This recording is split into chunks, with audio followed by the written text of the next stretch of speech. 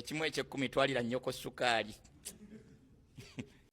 Bassebo ne bannyabo abampuliriza namwe abandaba, ebbanga lino lyonna nzize mbagamba ku kufumiitiriza n'okulowooza nga tonaba kwogera. Kati omusajja ono ye tasooka kufumiitiriza byagenda okwogera bigenda kukola ki?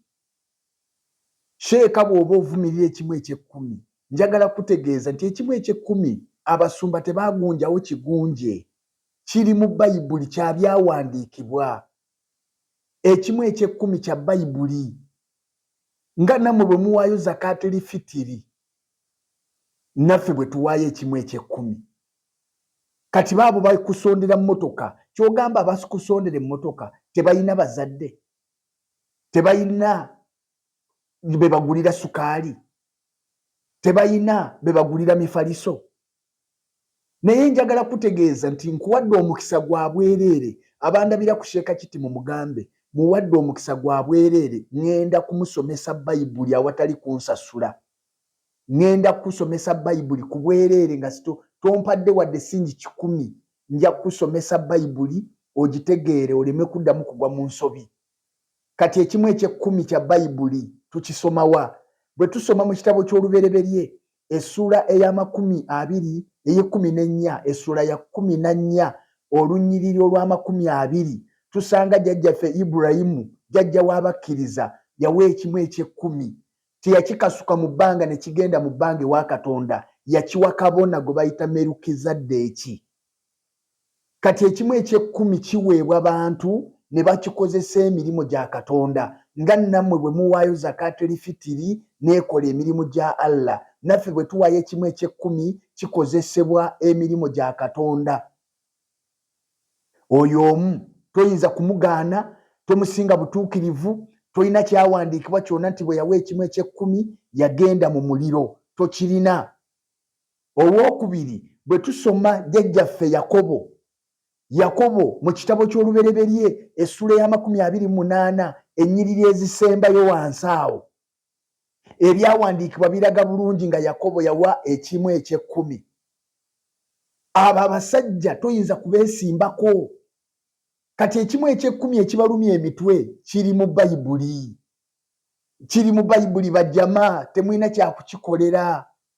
Manyi nti ennugu, obukyayi, effitina, enge, obutayagaliza, ettima, obubi obutuula munda mu mmwe bwe buboogeza ebyo. Kubanga mwewuunya. Abantu mugamba basiiba mu makanisa nga tebakola, naye mugenda okulaba ate nga bawaayo ne bakola ebinene. Kati mwewuunya abantu be mwali munyooma nga mulabanga abatalina lugendo, okulaba ng'olwaleero balidde ekibuga bakimalawo. Mwewuunya okulaba ng'abantu be mwali musekerera, be mwali muyita ab'ebiwempe, leero bali mu makanisa nga gaakalina nga tebaliiko mukono gw'Abawarabu, naye ng'abantu bennyini be beekolera ebintu byabwe. Mwewuunya, ekyo nkimanyi mwewuunya, naye kijja kubeewuunyisa kibalume nnyo, kubanga Kristo Yesu yatuwa omukisa ogutaliiko buyinike, yafuuka omwavu ku lwaffe, ffe tugaggawazibwe. Ebyo byawandiikibwa, temuyinza kubimenyawo.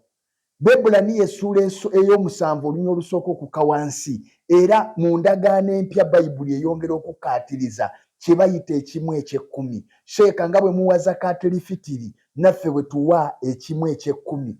Gwe wali owulidde pasitaani ayimiridde ng'avumirira zakaatiri fitiri? Naye obukyayi tebusobola kubakkiriza kulowooza. Buli kiseera mubeera mizikiti kuyiiyiza Bukristaayo, tubuteeka tutya wansi, naye temujja kubusobola, kubanga ekyazaalibwa Katonda kiwangula ensi. Ekyazaalibwa Katonda kiwangula ensi.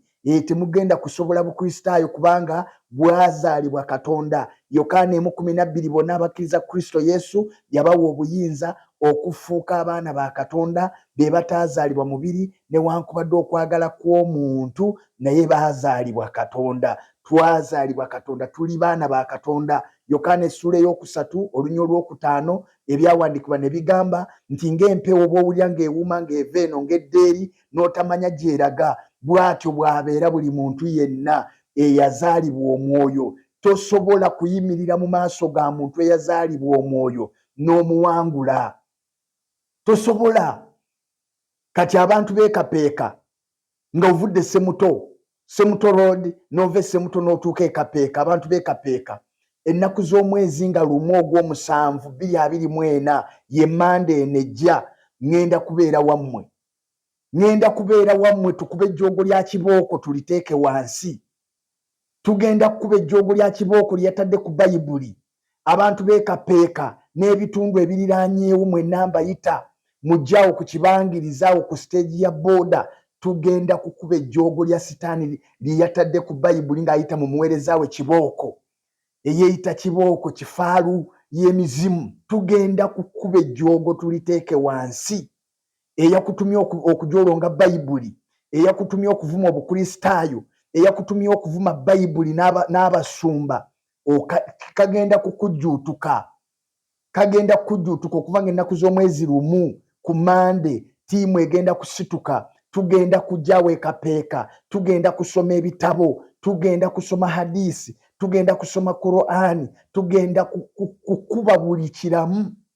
Tujje ekapeeka. Mutulinde ennaku z'omwezi 1 mpaka ng'ennaku z'omwezi 6 lujja kuba lwa Saturday. Mu linnya lya Mukama waffe Yesu. John the Preacher gegange mbagaliza obulungi bwa Katonda omulokole nyweza Kristo kubanga yali mu ggulu era yakoma okutwala ekkanisa. Talina bbala newankubadde olufunyiro.